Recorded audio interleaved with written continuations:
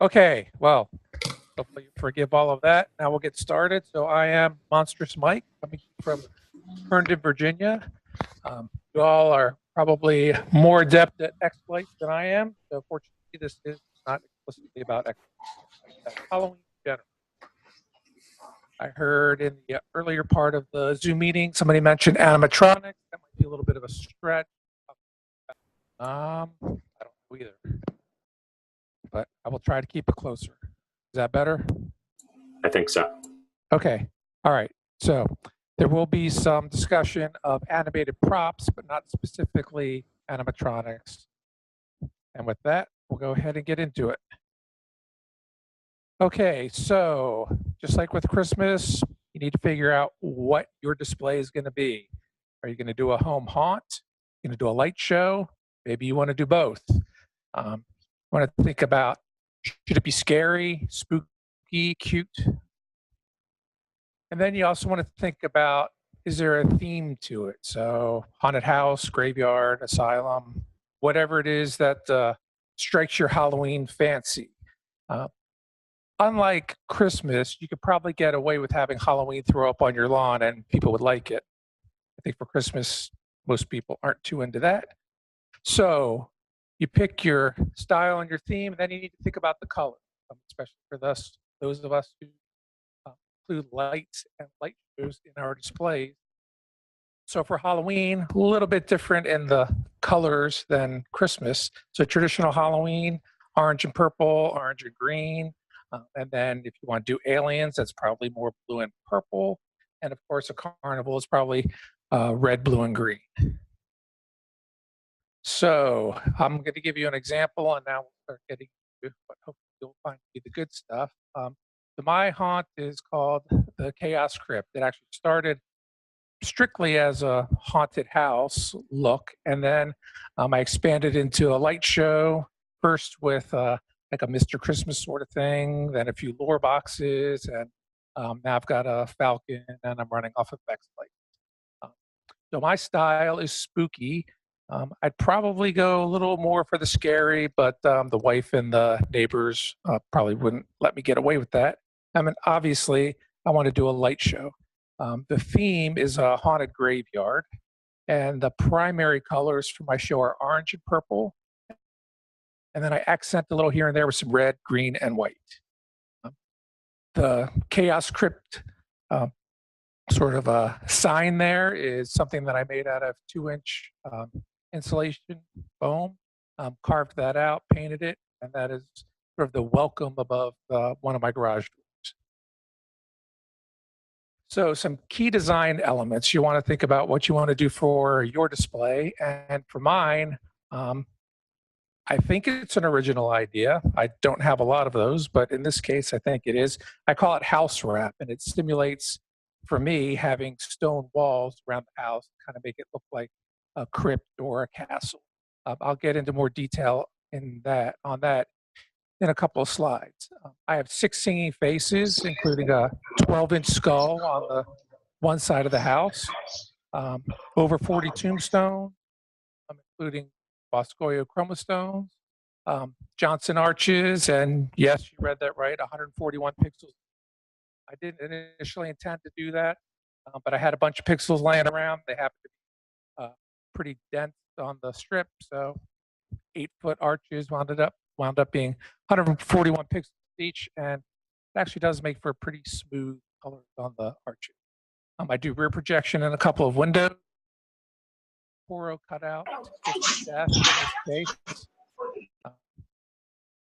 And then LED fire and smoke, you'll get to see a picture of that. It's not quite the same as fire and smoke on a matrix. I don't have a matrix in my display, so I made fire and smoke out of LED light. Fog machines, of course, because you can't have Halloween without fog machines. And much, much. So this house wrap that I'm talking about, I didn't want a haunted Halloween display to be a yellow house, green shutter. So I initially got some painter's drop cloths, dyed them gray, kind of attached them together, cut out where the windows are, and used that to hang over the front of the house. Eventually, I decided I wanted to cover the side of the garage, I got my sister to sew together some gray sheets, and that's what's displayed here. So she sewed the sheets together. I laid them out, measured the angles of the roof line, trimmed it out. Then picture number 2, I started painting a big skull. That actually is the 12-foot singing skull. And in picture 3, you can see I painted a couple of windows on the side of the skull. By picture 4, got accent color edges of the skull. And I used board. Mike, your microphone keeps going in and out at all. Is there something you could possibly check on it, or? Okay. You sound good now, so I don't know if the cord's loose or what, but. All right, hang on, let me check that. Is that better? Yes, absolutely. A lot better. Okay. All right. Sorry about that. In picture 4, you can see I started to add some color around the edge of the skull and then start to draw in the blocks to make it look like giant stonework for the side of the house. I just used a board that I cut and to the size that I wanted each block, and then just one of those gigantic Sharpies. I used to use the big Magnum 44 markers. Couldn't find those anymore, but Sharpie makes a giant marker and just drew straight lines all across the cloth, and there you have it. It's got stonework, and I've got a few more pictures that were shown actually on the house. Now you'll notice that the mouth is not painted on the skull. That's because I made a Coro mouth out of white Coro to stand on a couple of pipes in front of the skull, and that holds up the lights for the mouth, and then used lights to outline the eyes and the border of the face. And that tip there is pretty important. The first time I ever tried to paint something big onto cloth on top of a driveway, I wound up having to clean that off with muriatic acid, put a tarp under it, even if you're doing it on the lawn, because you don't want a giant white skull painted on your lawn either. Okay, so the house wrap. This shows it in better detail. On the upper left, that's the side of my garage. You can see the mouth for the skull. At night, in the dark, you really don't see the edges of the Coro. It disappears pretty well.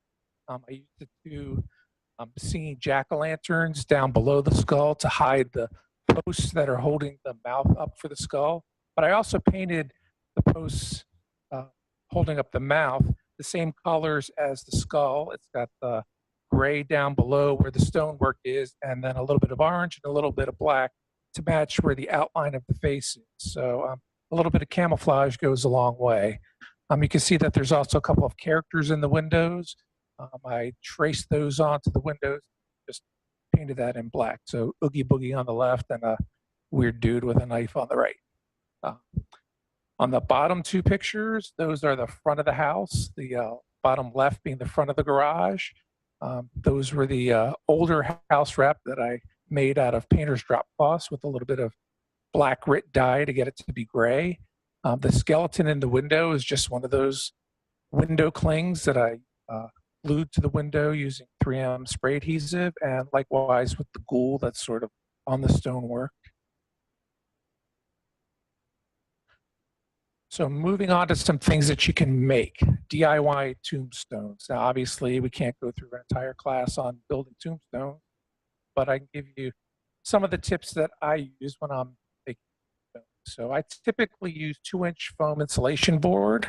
I use some pipe straps that I glue and screw to the back, and then I can slide the stones over a couple of yard stakes.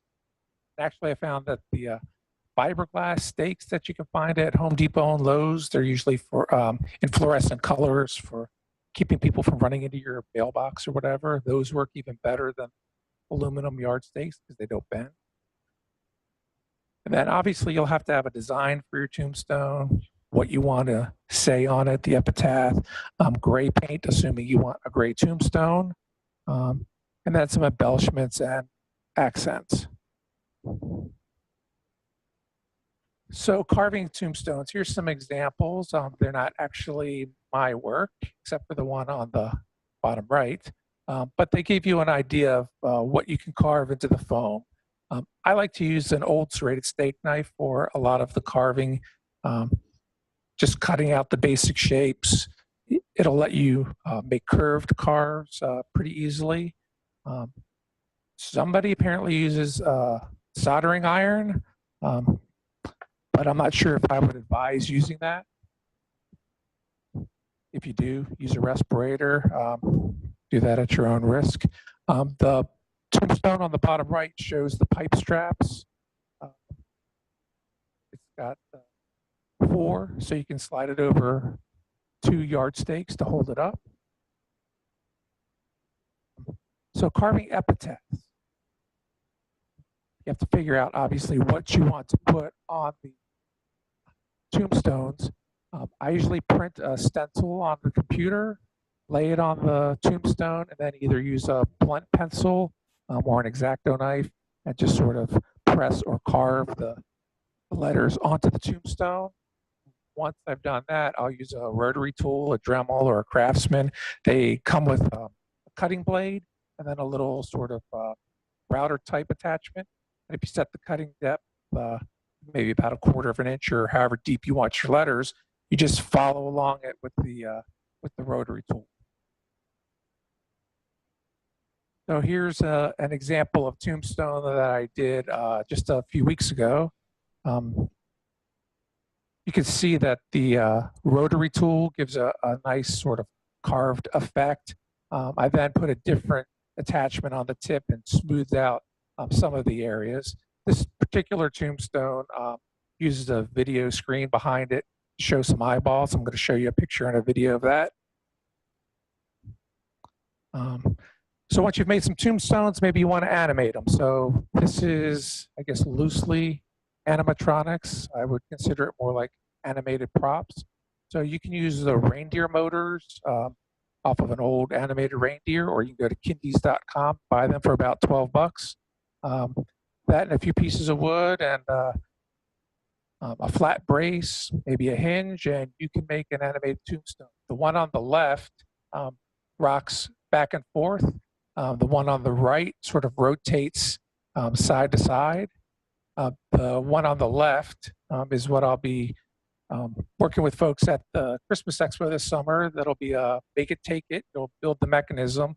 Since I'm coming from Virginia, I'm not gonna be able to bring enough tools to be carving tombstones.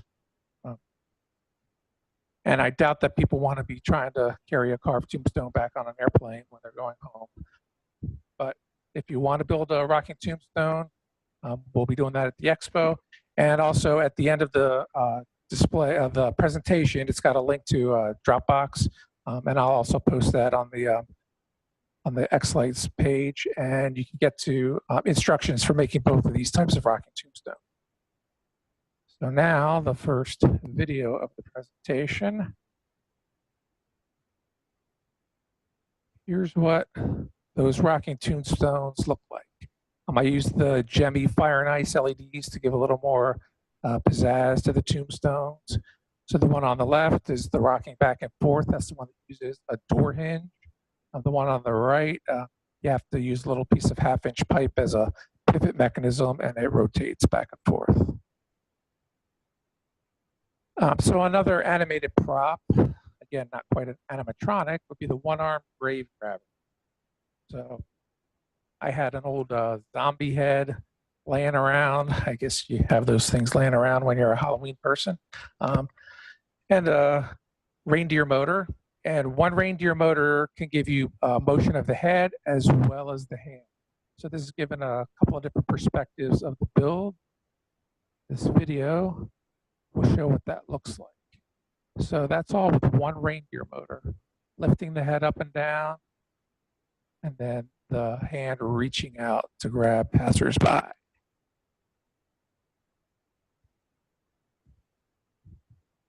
And there we go. Okay, so this is a new build for this year. I saw a blog on Atmos Effects website back in September. The guy who posted called it a techno tombstone. He built it out of a LCD computer monitor in portrait mode and made a pretty big, elaborate tombstone put the monitor inside with a video player, had a PVC pipe. The pipe was attached to a fog machine, so he was pumping out fog, showing video on the Tombstone, and then also had audio going. So I didn't want to build a Tombstone quite that big. So this is a Tombstone made out of a couple of sheets of 1-inch foam insulation, and then it's got a 2x4 in the bottom with a couple of holes drilled into it, so you can slide it over top of a couple pieces of rebar to hold it up. So that leaves a hollow cavity inside. So I then cut open the back, routed out a space to put a small LCD monitor. Used a 7-inch Raspberry Pi monitor, connected a digital media player, put some of the Atmos Effects Eerie Eyes videos on it, connected some USB speakers, and this is what you get. Probably won't hear the audio, but that's okay. So Tom Riddle, Voldemort, I found some eyes from the Eerie Eyes that looked like serpent eyes, so that seemed to work pretty well. And you can't really tell from this video, but that is a flaming eye for Soren.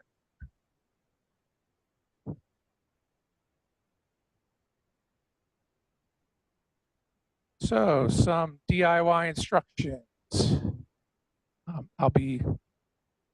Guess I'll have to post this up on the site. The instructions for the rocking tombstones, and they are pretty detailed instructions, step by step, all the parts that you need, all of which you can get pretty much at Lowe's or Home Depot. The one-arm grave grabber, these are links to a couple of tutorials for building that. You don't have to build it with an articulating wrist, so the wrist kind of going up and down as it's reaching out, but you can. And then the video tombstones, there's a link to the blog post on Atmos Effects, where the guy shows you how he built his. It's really easy to adapt it to build it with a Raspberry Pi monitor. Just a little play. So I have a bad feeling. Yeah, okay, wow. That went pretty fast. I kind of trimmed down the presentation from the expo because I thought it was going to take a while. But there we have it. So I apologize for the microphone seeming to go in and out. I hope you were able to hear it. And if anybody's got any questions, fire away.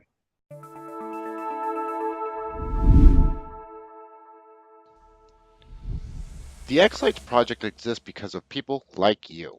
Help continue the project by donating today at xlights.org/donate.